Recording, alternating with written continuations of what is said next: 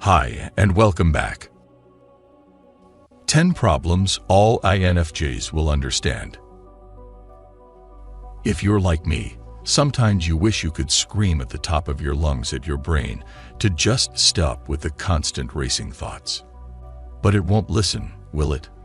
Being an INFJ, one of the 16 Myers-Briggs personality types, is both a blessing and a curse. For example, being introverts, INFJs possess a rich view of the world, and they're extremely caring and empathetic.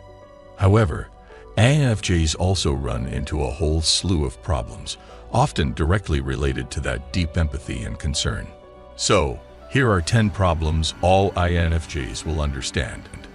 These issues aren't exclusive to INFJs, meaning other types may experience something similar, but they are extremely common and frequent for this rare personality. Keep watching to discover if you can relate. Number 1. Complete strangers confide in you within seconds of meeting you. Something about INFJs makes strangers want to tell us everything. It happens over and over again, whether it's in the produce aisle, on an airplane, or on the street. Maybe people sense our understanding nature, which for some reason makes them instantly desire to share very personal information with us. To use some 90s slang, TMI, right? This is not always problematic, but it can be jarring when someone we've just met is suddenly telling us how they never felt loved by their father. Number 2. You feel worthless if you can't make others happy. As INFJs, we want nothing more than to make others happy. Some INFJs have been known to sacrifice anything and everything for their loved ones, as long as it brings a smile to their faces. This, of course, can lead to burnout and resentment. Sometimes we want to help in a healthy way, but our loved ones block us out. But even when they do that, being INFJs, we will still sense that something is wrong. The problem snowballs when we realize that we can't help, even though we really want to. We may plunge into a sense of worthlessness, which can have far-reaching consequences on our self-esteem and quality of life. Number 3. You feel oh so old, but also very young, at the exact same time. This one is a bit difficult to explain. It's said that INFJs have old souls. I don't mean this in a snotty, I'm so wise, Zen inner peace sort of way. We just sometimes feel very world-weary, while we restlessly seek inner peace and meaning in everything we do. Complicated, right? It's not necessarily depression, although INFJs have been known to struggle with this mental health condition. Rather, it's more of a bittersweet melancholy, as if we've been alive for over 1,000 years. But at the same time, we love to laugh, dance in the snow, frolic in the meadow, watch Disney movies, and have pillow fights. This perpetual tug between youth and maturity is definitely a source of internal conflict for us. Number 4. You can be very hard on yourself. INFJs embody the very definition of a perfectionist. 98% on a test. Not good enough. It could have been 100%. Solved a conflict. Could have done it a different or more efficient way. No matter what we accomplish, we always wish we had done better. In every project we undertake, we are constantly scrutinizing every detail in a quest to improve. Striving for perfection is admirable, but sometimes INFJs need to recognize there is a limit. Number 5. You're easily drained by other people's emotions.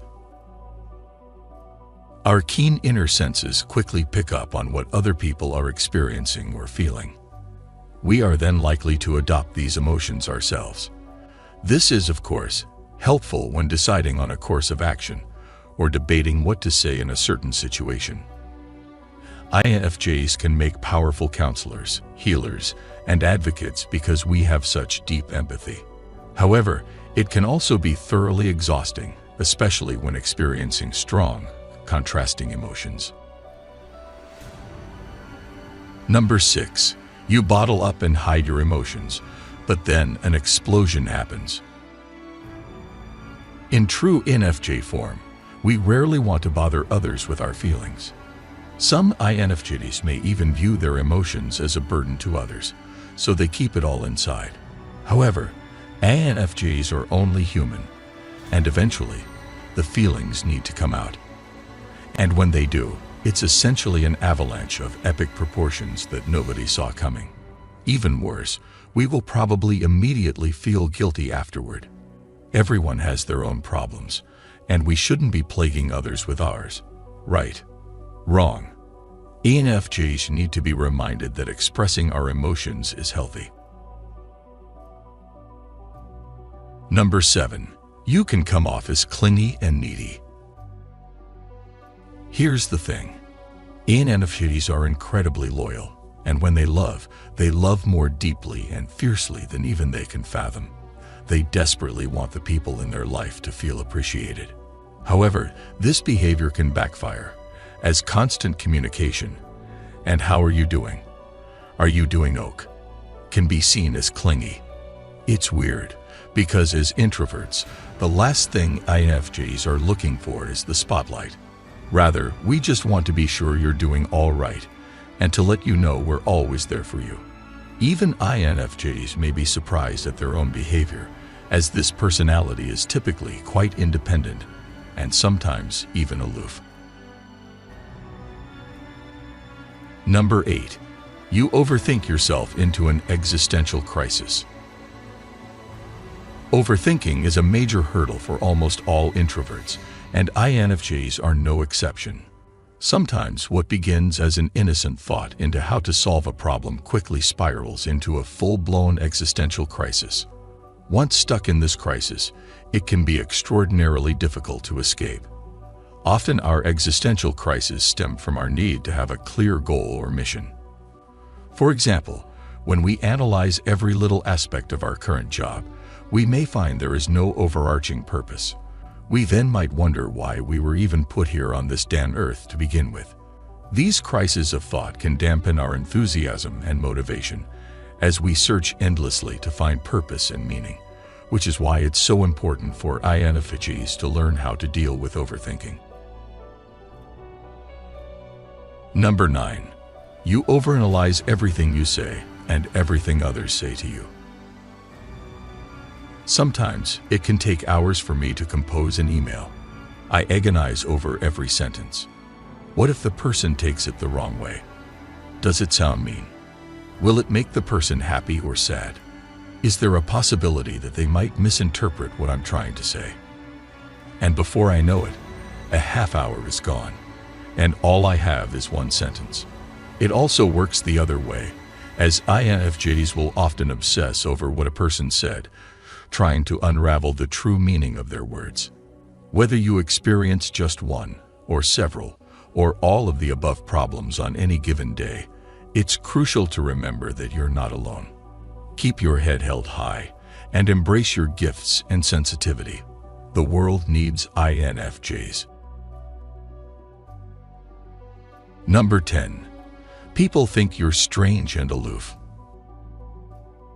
Other people regard INFJs as a little odd. And let's face it, INFJs are a tad unpredictable. Nobody knows if they will catch us beaming with happiness or crying our hearts out. Since we are so turned inward and focused on emotions, we can sometimes come off as rude or distracted. We also need loads of alone time to recharge and process what we are feeling and why. We're not snubbing people. We merely exist in our inner world, which is a constant hodgepodge of thoughts and emotions that we have to slowly sort through. That's it for this video. Please feel free to share your experiences in the comments below. Thank you for your time. And don't forget to like and subscribe to the channel to never miss future uploads. And I see you in the next video for a happier, healthier